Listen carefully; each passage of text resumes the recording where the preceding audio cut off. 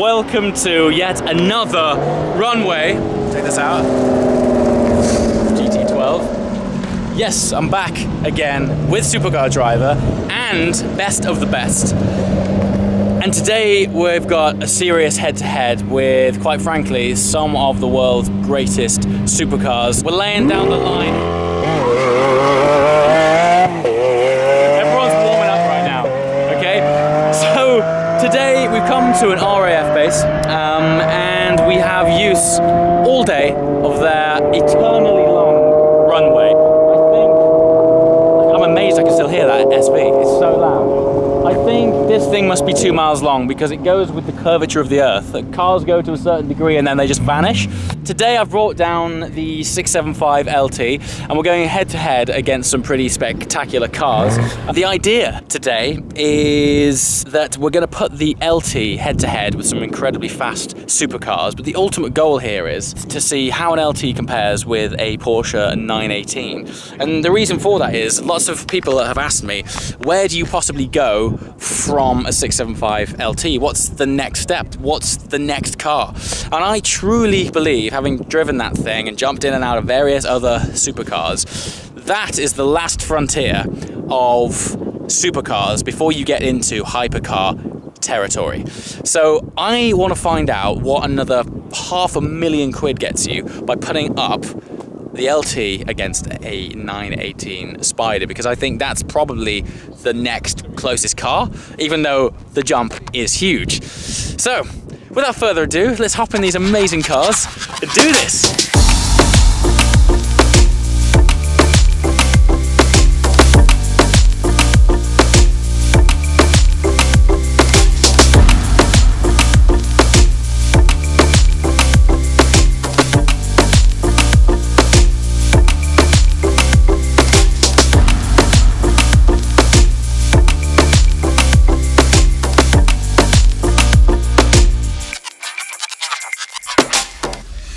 So, I've only ever been in one of these on a track. In fact, it was Bahrain. Ah, Bahrain. Yeah, Bahrain. But as I was saying earlier, while we're here doing the drag racing with Supercar Driver, I get questioned a lot, you know, where do you go from the LT? And my answer's always been, I think the next step up is quite a significant step up to a hypercar area. I think an LT is the last bastion of supercars. It's positioned itself there, hasn't it? Yeah. It really has. It performs so well. So yeah, I'd have to agree with you. And so I thought, you know, while we have the opportunity today, we got yours here, mine here. We're going to drag them later on to discover the inevitable. But still, I think it'll be interesting to compare them, how they feel, and really, it's rare to get an owner's take on their car, so I guess really why 918? Yeah, I mean it's a phenomenal car. It really is. You know, there's one thing developing a lot of power. Yeah. And there's another thing, you know, getting that power down. Yeah. The traction in the car is phenomenal. And you know, if you look at it on paper, you think, oh, you know, it's going to be quite sterile, full stereo, full drive, torque vectoring. But when it wants to go fast, then yes, it is sensible. It is sensible. It's not, you know, it likes to get the power down. It's, you know, once the back end starts to come out, you have to feed in the lock, very little lock, and then feed it out very quickly compared to the conventional two-wheel drive car. Okay. But a very, very playful chassis. Build quality. Well, again, stepping into it's an occasion just to sit in this thing. Yeah, build quality. You know, they didn't mess around. VW, you know, threw quite a lot of R&D money at the car. Yeah. And they put, like, I think on each of the prototypes, they put over 1 million testing miles on the car. So they've. That's unbelievable. This was. In fact, it was a third last off the production line. Let's talk about it as a road car because you know, it's a road car, and Porsche have engineered it. You know, Carrera GT was a different situation, really. It wasn't really designed as a road car, and it's much less forgiving. Yeah. This is a phenomenal road car in the sense that there's a lot of mechanical grip, and mechanical grip is really what you need on the road. I mean, there's you know, there's aero grip, which is great on a circuit and for race cars. but predominantly mechanical grip is obviously, you know, what the Porsche engineers have decided is the key factor, and then again, of course, with the service intervals. You know, there's about 4-year service intervals because of the fact that the engine hours don't translate to the miles on the car, because, you know, the amount of times you drive in Emo. And so obviously the fact the electricity is a great way to provide boost. You know, it doesn't suffer from any lag at all. It doesn't suffer from any lag. I mean, instant. Well, extra because it's naturally aspirated anyway, so there is no turbo to torque fill, and it's hybrid assist as well. Now, people always ask, you know, out of those three, LaFerrari, 918, P1, you know, people, that generic question of which one would you have. I actually think if you stand back and look at this as a complete package, it offers the best of them all, because people forget as well it's a Targa. So you've got the open top element. It's still got the naturally aspirated engine. Yes, revs to 9.2 and sounds which is delicious. Ridiculous. And it still has the hybrid assist. But also, let's face it, most of the time you are driving these cars on the road, and as you mentioned earlier, having four-wheel drive, loads of mechanical grip in a car with this much power is pretty important stuff. If we go back the last time Porsche launched something like this, which was the Carrera GT, that thing has a reputation for itself now. It does, and it's a very, very special car, but it bites back, and you need to be constant. I mean, it's obviously not for driving around town because of that clutch thing. You know. So right now, I'm sort of building this video around where do you go from the LT, probably to a hypercar type of car. The idea is to put my LT head-to-head with this, just to see what that next step gets you, because it's not a small next step either. I mean, the price jump from an LT to this is 2 houses. Sometimes it's the non-tangible things that would make a difference, and it's difficult, obviously, it is to really hard put to convey that on film. Right, dude, thank you so much for that. Let's see how it does.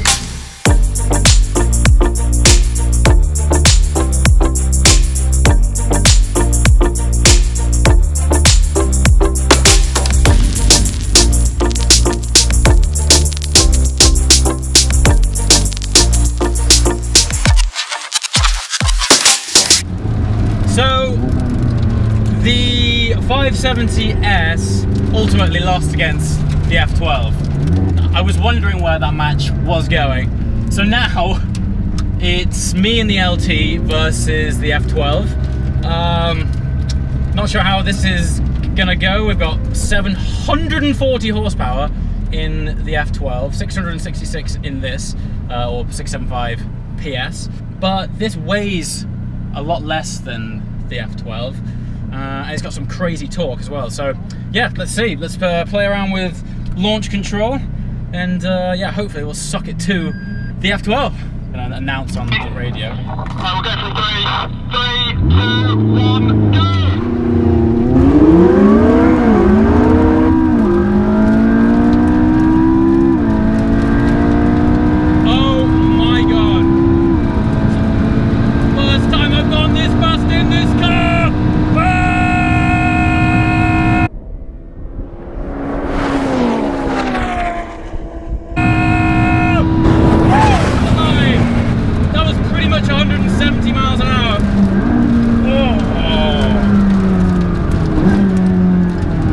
Braking from that speed. Good God.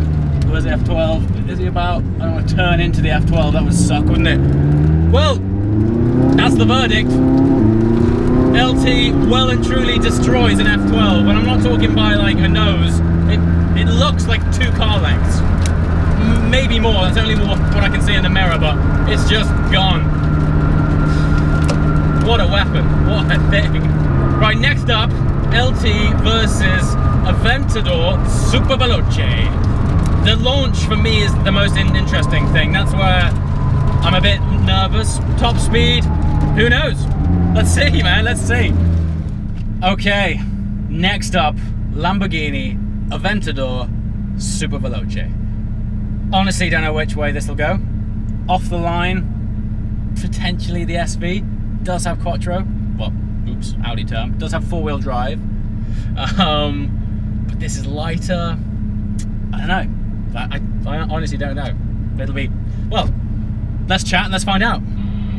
James, right. 3, 2, 1, go! He's off! He's gone! He's gone! There's no way he's coming back from that.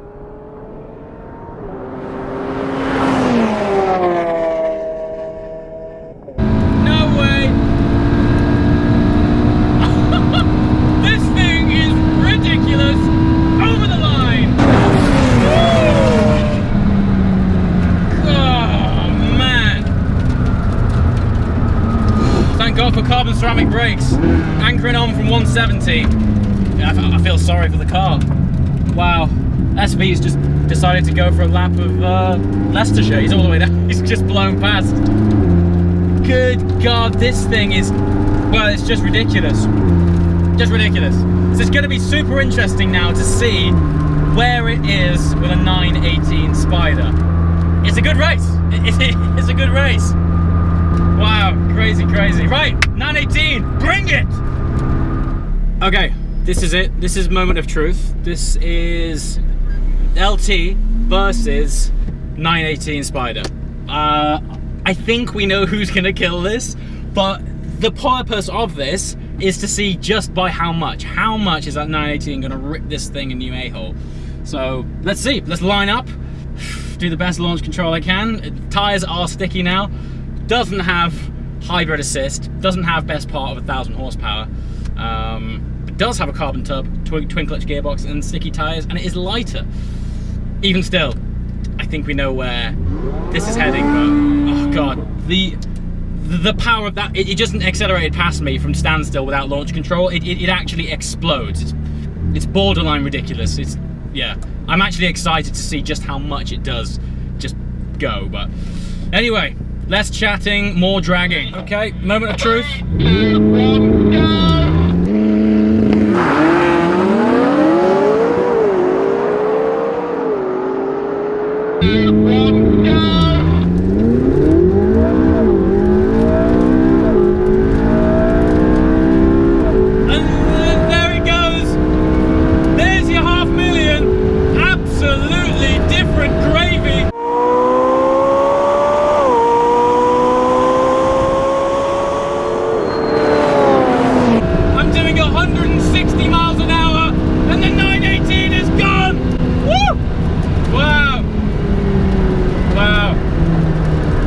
Good God. I mean, to put that into perspective, I think the 918 was faster than I was of the Aventador SV, if that makes sense. Wow. Wow, wow, wow. That is, I mean, yeah, that's why that's a hypercar. Different bracket. I'll point this back here so you can actually see what I'm saying. That was amazing, hey? See that? Do you know what was interesting? For the first, up to sort of 100, it wasn't too far off, gradually came past, but after then was when it really took over. Just mind-bending stuff. So that is it. That is the end of today's drag race event. I'm quite surprised actually. The LT has blown me away yet again. It didn't quite have the punch to keep up with the 918, and quite rightly so. But it destroyed the SV. I can't believe it. I mean, at the end, in my mirrors, it felt like 3 cars lengths. I'll have to clarify that with the drone footage. But yeah, run after run, it just left it. So, pole position, 918, second, 675 LT, and I'm super happy with that. Ultimately, it is not a hypercar, but I think today highlights that as being the supercar of supercars, certainly in modern day terms and in the realms of performance that we have access to right now. The LT just punches so far above its weight. As always guys, thanks so much for watching, and if you like what you've seen today, be sure to subscribe, and I'll see you next time. Ciao.